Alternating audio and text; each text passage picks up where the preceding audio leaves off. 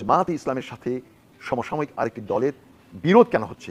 বিরোধটা হচ্ছে একটি দল তিনি আওয়ামী লীগকে প্রতিস্থাপন করতে চাচ্ছেন, রিপ্লেস করতে চাচ্ছেন উইদাউট এনি সংশোধন।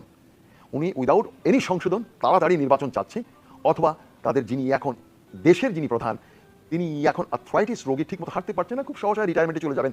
যদি অবসরপ্রাপ্ত হন, এই এতদিনের যে তার শ্রম, সেই শ্রমের বিনিময়ে যে ক্ষমতায় আসা, সেটা সে আসার সেই ক্ষমতাটা কখনো দেখলো না। সেই জন্যই বারবার বলছে নির্বাচন চাই, আগে চাই, আগে চাই, পুরনো ভোটার তালিকাতে নির্বাচন হোক তারা চাচ্ছে। কিন্তু জামায়াতে ইসলাম সেটা চাচ্ছে না। জামায়াতে ইসলাম চাচ্ছে আগে সংস্কার হোক, আগে চরিত্র সংশোধন হোক।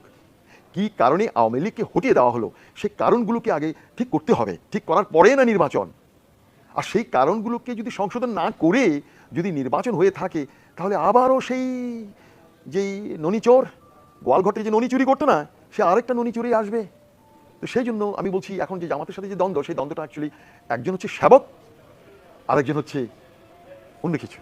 তো সেই জন্যই সেবার নামে সে চাচ্ছে যে এখনই ক্ষমতায় চলে আসে, এখনই ভোট দিলে আমরা নির্বাচিত হবো। কারণ দিন যত যাচ্ছে ওর যৌবনের ওর আসল চরিত্রটা এখন উন্মোচিত হয়ে যাচ্ছে। যত যত সময় যাচ্ছে চরিত্রটা উন্মোচন হচ্ছে।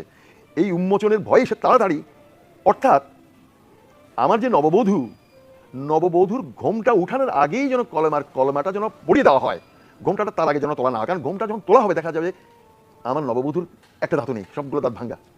তখন কি আর সে বিয়ে পড়বে না, বিয়ে হবে না। তো ঘোমটা এখন আস্তে আস্তে আস্তে টানা হচ্ছে, কিন্তু আস্তে তখন আমরা বুঝবো যে ঘোমটার ভিতরে কে লুকিয়েছিল।